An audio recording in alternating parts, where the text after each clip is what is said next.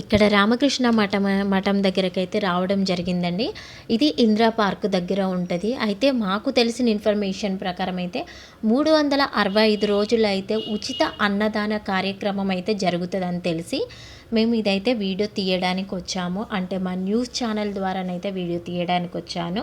So నా YouTube channel కోసం అయితే నేను మా న్యూస్ ఛానల్ యొక్క లోగోనైతే నేను పెట్టుకోలేదు. ఎందుకంటే కాపీరైట్ పడుతుంది అన్నట్టు. ఛానల్లో ఉన్నదే ఇందులో ఉంటే కాపీరైట్ పడుతుంది. అందుకే నా మొబైల్తోని నేను సపరేట్గానైతే తీయడం జరిగింది. అయితే చెప్తాను వినండి. ఇక్కడ రామకృష్ణ మఠం అనేది చాలా ప్రత్యేకమైనది. అంటే మనకు ఉచిత అన్నదాన కార్యక్రమం అని అయితే ప్రతిరోజు జరుగుతుందండి. ఇది ఒక ఆధ్యాత్మిక మరియు సాంఘిక సేవా సంస్థ అనండి. ఇది స్వామి వివేకానంద ఆశయాలతో అయితే ఇది స్థాపించబడిందని తెలిసింది. అయితే ఇది హైదరాబాదులోని రామకృష్ణ మఠం ఇందిరా పార్కు దగ్గర, అంటే దోమలగూడకు దగ్గరనైతే ప్రసిద్ధి చెందింది. ఇక్కడనైతే ప్రతి ఒక్కరికైతే అన్నం అనేది ఉచితంగా పెడతారండి. అంటే ప్రతిరోజు 4 రకాల కూరలతోని ఆహారం, అన్నము, భోజనం అయితే చాలా బాగుందండి. నేను కూడా రుచి చూశాను, బాగుంది. అక్కడ వాళ్ళని కూడా కనుక్కున్నాను, చాలా బాగుంది. అయితే వీరి విశేషాలు, అంటే అక్కడ ఎందుకు అన్నదానం చేస్తున్నారనేది అయితే మనం తెలుసుకుందాం. అయితే ఇక్కడ ఏంటంటే స్వామి వివేకానంద ఆశయాలతోనైతే చేస్తున్నారండి. ఇక్కడ స్వామి వివేకానంద జయంతి, గురు పౌర్ణమి రోజుల్లో అయితే చాలా పెద్ద మొత్తంలో ఉచిత భోజనం అయితే అందిస్తారు. వీరు ప్రతిరోజు మధ్యాహ్నం 12 గంటల నుండి 1 గంట వరకు అయితే అందిస్తారండి. కాకపోతే ఈ వీడియో తీసిన రోజు, అంటే ఈ రోజు మాత్రం కొంచెం లేట్ అయింది. ఎందుకంటే వాళ్ళు 25 వసంతాలు పూర్తి చేసుకున్న సందర్భంగా కల్చరల్ ప్రోగ్రామ్స్ అయితే అరేంజ్ చేశారండి. దానివల్ల అన్నదానానికి వచ్చిన ప్రజలను అయితే బయటనే గేటు దగ్గర వెయిట్ చేయించడం జరిగింది. సో వాళ్ళకైతే చాలా లేట్ అయింది. ప్రతిరోజు 400 నుండి 500 మంది అయితే వస్తారు.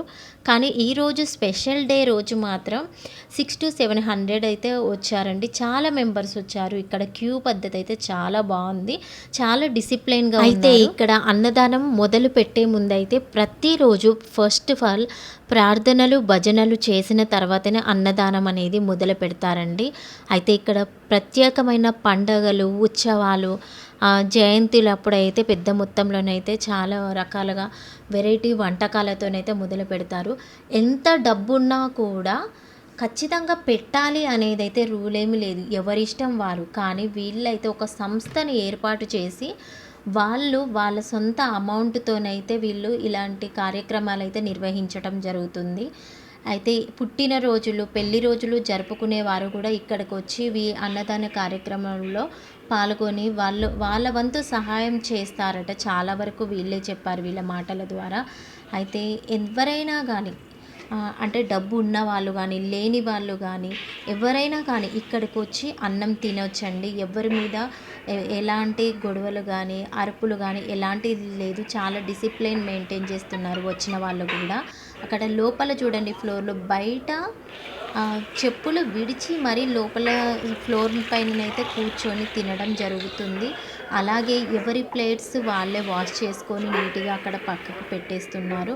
అయితే చాలా వరకు అయితే ఇలా ఉచితంగా భోజనం పెట్టడం అనేది అయితే చాలా వరకు హైదరాబాదులో స్వచ్ఛంద సంస్థలు అయితే ఎన్నో నిర్వహిస్తున్నారండి. కొన్ని ఏరియాస్లో ఒక ట్రస్ట్ లాగా ఏర్పడి ఇలా పెట్టడం జరుగుతుంది. అదేవిధంగా వీరు కూడా అంతేనండి.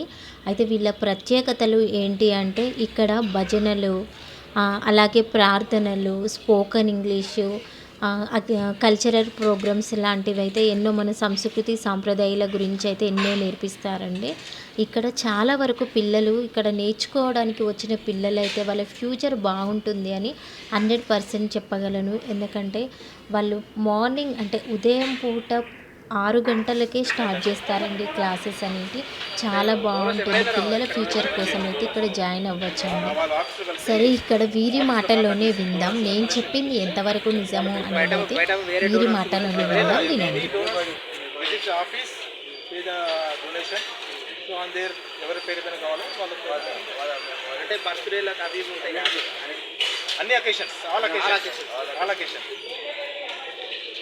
డైలీ ఎంతమంది వస్తారు సార్?